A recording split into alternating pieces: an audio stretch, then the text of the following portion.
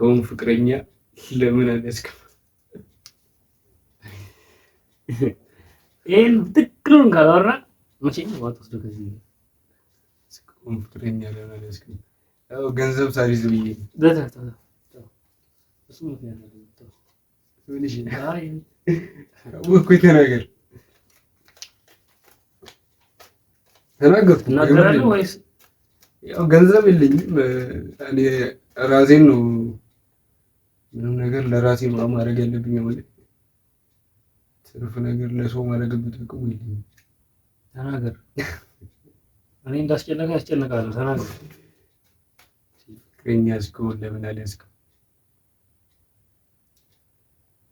እሺ ነገር ጣጣ የለውም። ለምን አልያዝክም?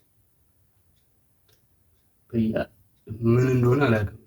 የሆነ በፊት ሳይሆን የሆነ የምፈልጋቸው ስሜቶች ምናምን ይኖራሉ። የሆኑ ስሜቶች ማለት ነው። ፍቅረኛ ምናምን ከሰው ጋር የሆነ ሪሌሽንሺፕ የምፈልግበት ታይም ምናምን ነው። አሁን እድሜ ይሁን ይሄ የሆነ ያሳለፍኩት ቻሌንጅ ውጣ ውረድ ምናምን ምንም አላውቅም፣ ግን ጭራሽ ፍላጎት የለኝም። ጭራሽ ከፍቅረኛ በፊት ማፍቀር ይቀድማል አይደል?